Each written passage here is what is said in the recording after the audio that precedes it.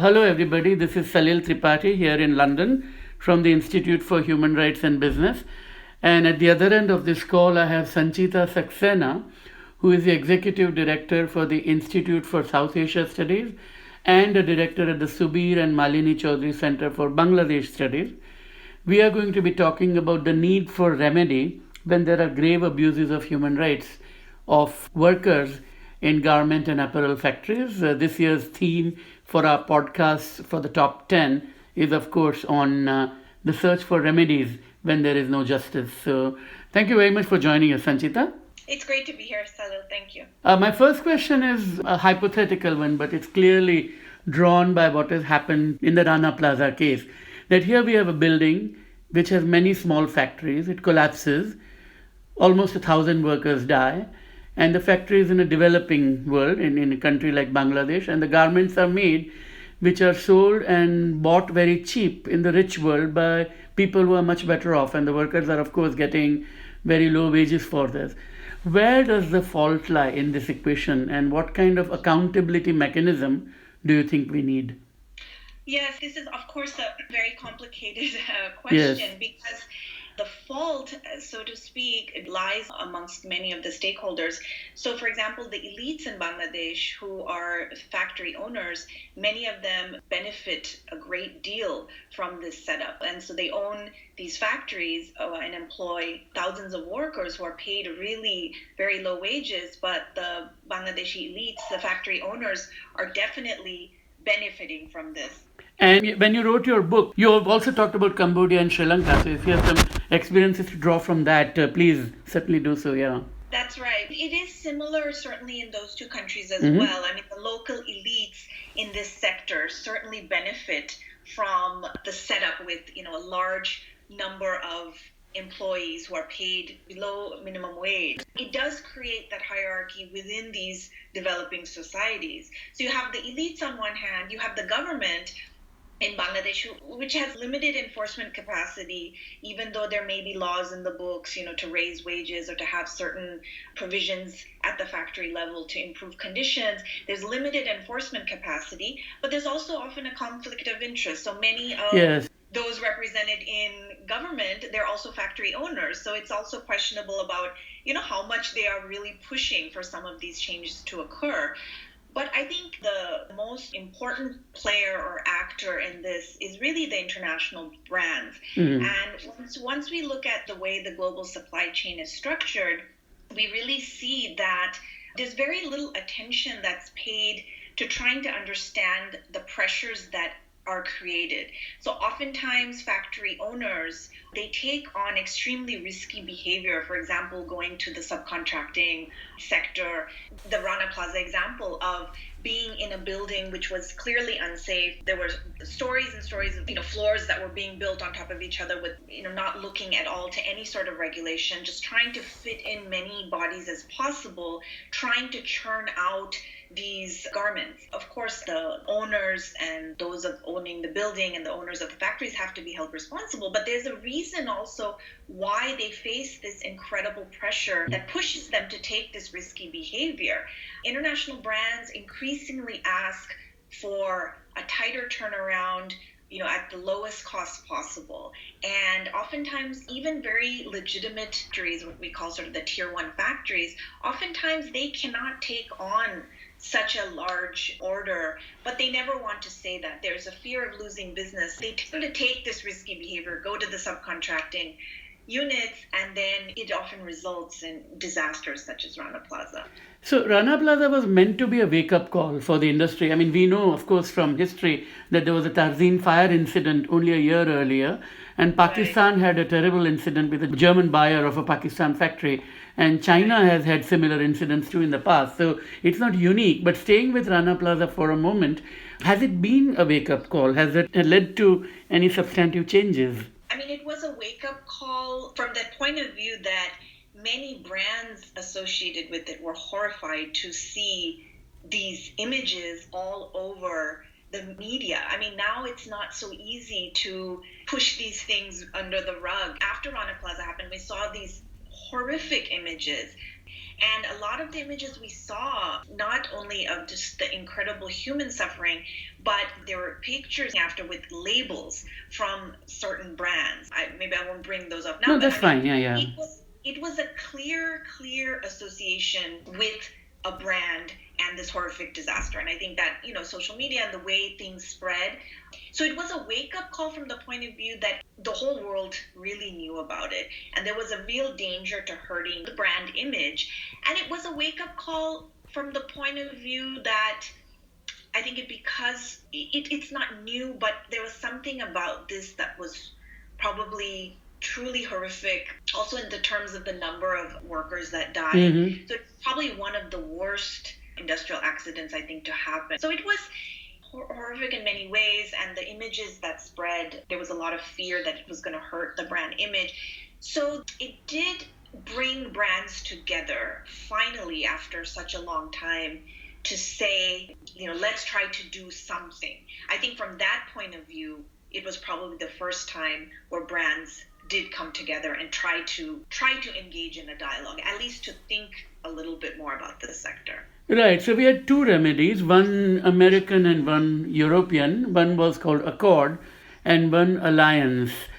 Are they useful? What is missing? They're useful from the point of view that, again, I think it was somewhat historical in the sense that you didn't have in the past these brands coming together in such a way. I think certain brands had tried to address this issue in various ways, working with local factory owners and working with labor groups, but it was very ad hoc. One of the things that many factory owners complain about is that even in this whole talk about compliance, there's often not a direct mandate. It's not uniform across the brand. So it's actually very difficult for factory owners to have various levels of compliance, trying to cater to all the various brands that they work with. So this was, I think, a good attempt to come together to try to come up with some sort of uniform standards and ideas of what needed to be fixed. And certainly they were trying to fix the problem. The real shortcomings of both of these remedies has been that it's quite limited in its scope. They really work with only the factories that are officially registered, which is actually a very small percentage of the larger universe of factories. And that's a real problem because what that continues to emphasize or de-emphasize actually is the fact that, as I mentioned earlier, there's a huge subcontracting sector. This is really typical more to Bangladesh and other countries I have worked on. They don't have it in such the way that Bangladesh does. So the huge subcontracting sector is completely neglected out of this Alliance Accord remedy. So that basically, in terms of actually making change, I don't think it is going to go very far because the tier 1 factories, there are many in Bangladesh that have improved quite a bit. So you're not really talking about the tier 1 factories, but it is really those other factories, those subcontractors, the ones that are in buildings that are unsafe, the ones that you can't find, they're hidden, they're working in basements, they're working in very unsafe buildings. Those are the ones that are really in danger of, one, there's absolutely no oversight, so the labor conditions in those factories are really terrible, but also in terms of actual structural issues, their lack of fire exits and actual structural issues like what we saw in Rana Plaza. I mean, those are the ones that really have the danger of another disaster happening, but those are not covered actually under the lines officially. So that's, I think, one huge gap. And the other gap, I think, is this continued focus on monitoring and compliance, as if that is really the only issue around the problems with the global supply chain. But there are many other problems that are kind of neglected because there is such a focus on monitoring. So larger issues, the issue of gender discrimination, freedom of speech, workers' rights, I mean, those tend to just be put aside because we're just focusing on monitoring. And as these monitoring type of projects go, they tend to be focused on very quantifiable outcomes, which, how many factories did you inspect? Okay, let's have a list and check this off. How many unions did you register? Those are measures that oftentimes actually don't correlate with increased improvement. So this, incredible focus on trying to quantify everything. And that's how, when you look at the data that these two organizations have produced, it's very numerical, it's very number oriented. We've monitored this many factories and this is what has happened. Not to say that the monitored factories have not improved. I'm sure they have, because they have been forced to put certain things in place. But I think this is just a very narrow piece of a much larger issue. And this focus on monitoring and compliance has sort of allowed the brands to neglect these other issues, primarily what I had said earlier about the incredible pressure on price and turnaround that they don't want to really address. So if you were to seek specific changes for improving accountability, what would those be? One would be, of course, as I see it, much more granular reporting rather than number-based reporting, and focus more on the civil and political issues and not merely on construction rules and whether the lights are placed at the right place and so on. So move toward the functions rather than just the structures. But what are the other changes that you would like to see? Ultimately, there's literature and evidence around third-party monitoring and third-party solutions tend not to be effective in the long run. And we've seen this in Cambodia and in Sri Lanka. Has not been third-party, it's been very top-down. It's a very government-oriented solution to improving factories. Labor groups in Sri Lanka, there's a lot of restrictions on them organizing. They hardly have any say in making any change. In Cambodia, the Better Factories program, it's an ILO program that has been in place for a few decades now. And that also, it works initially. I think it brought many of the factories up to a certain level. But again, it's limiting in what it can do. So I think in Bangladesh, we're at a point where we really need to go beyond this idea of third-party interventions and really look at the local movements that are in place. And in Bangladesh, there are many actually very exciting sort of things happening, especially with female labor leaders.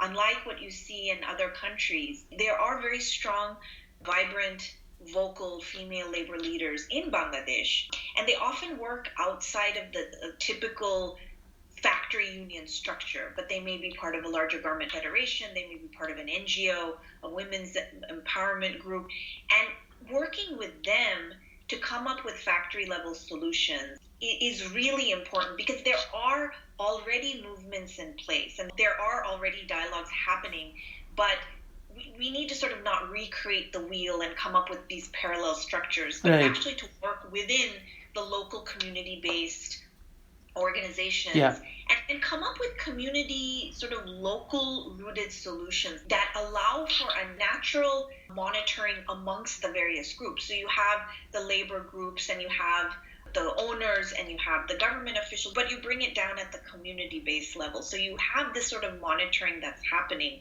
but it's not really top down and it's not necessarily coming from the outside. So I think there's a lot of practical things that can be done. One, there's a very interesting project. I know a few people who are working on this is on the idea of training female managers in the factory. And that's, I think, something really important. That's something been missing. Most of the garment workers, majority are female, but very few actually go to the middle management positions. And there's evidence to show that if more females were in middle management, you would have a very different experience on the factory floor. And when such disasters happen. And my final question actually goes back to the point you were making earlier about the subcontractors, even broader to the broader Bangladeshi economy, where shipbreaking is an area that has been identified by people, including activists and human rights groups, as an area which tends to, fall by the wayside because there's so much focus on garments because it's such a visible industry that all these other industries where also lots of people work, and in shipbreaking there are lots of children involved, for instance. Can we think of some kind of an overarching framework of legal or non-legal remedies to address these issues? Ultimately, it has to come from the state, doesn't it, these solutions? They do. I think in Bangladesh there are laws in place. I don't know as much about this area, about the actual legal framework in terms of labor laws that are in place, but I know there has been progress made in terms of, at least in the garment industry, the wage issue. There has been legal ramifications made to actually improve wages or to have regular increases. But this is the problem in many countries in the global south. You may have the laws in place, laws on the in the books, but the actual implementation is oftentimes very difficult, and that has to do with lack of capacity, conflict of interest, as we talked about earlier. So I think again this goes back ultimately to these local solutions. You need, if certain laws are in place to provide protections across industries, then actual implementation, when there's a gap there, it's only the local community-based solutions can actually help implement some of these things or push for some of these things to take place. And I think there has to be much more of a partnership between, the government and sort of civil society and the various workers groups in these various industries to try to make sure that some of these laws are implemented. There is a legal framework for many of these in many of these areas, but it's really the implementation that's lacking. Great. Thanks very much, indeed. This has been fascinating, and I really found it very interesting, the emphasis you placed on women being promoted to the middle management. I think that's one of the simple ways in which companies can start looking at addressing these issues. So thanks very much indeed. Thank you very much, Salil.